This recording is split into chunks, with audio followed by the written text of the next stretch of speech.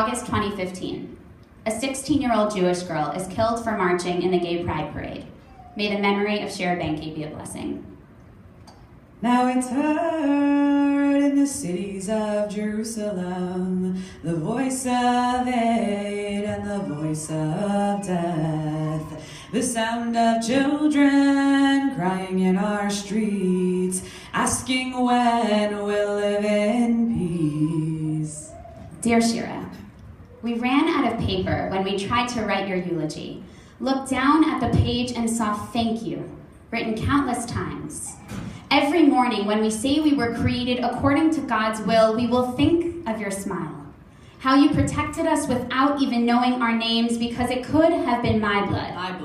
My blood. On the Jerusalem street could have been any of our rainbow flags that were taken too early. You never saw it coming.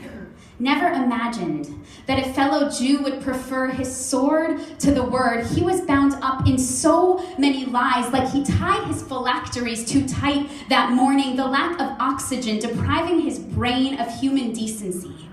Your blood was so filled with love that he needed to examine it under the sunlight to see what humanity looks like from the inside. He believed that you were his sacrifice to a God that enjoys the aroma of baseless hatred.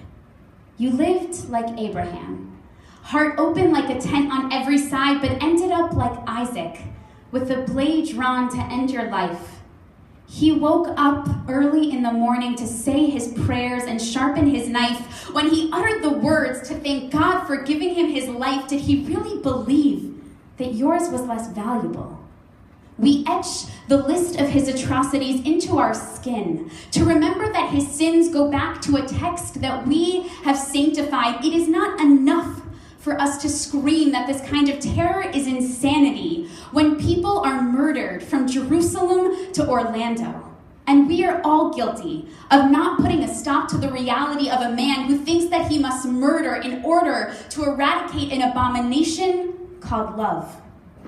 But God gave us love in a treasure box, and calling it profane is worse than using his name in vain.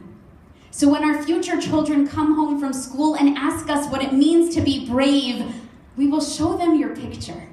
They will know your name. We'll tell the story of the young warrior who threw a stone at the Goliath of intolerance and told the whole world that if they just listened for love's song, then they would learn how to dance, hand in hand, like the prophets promised it would be. And now we've heard it said that love is the only war worth dying for.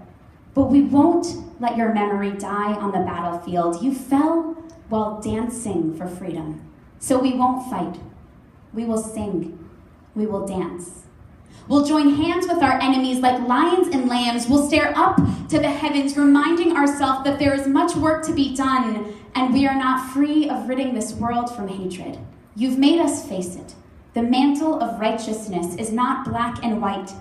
It is as bright as every color in the rainbow. So let us rise up from the chair of mourning and sing in your name. Now it's heard in the cities of Jerusalem, the voice of strength and the voice of love, drowning out the sounds of death as hatred breathes its final breath.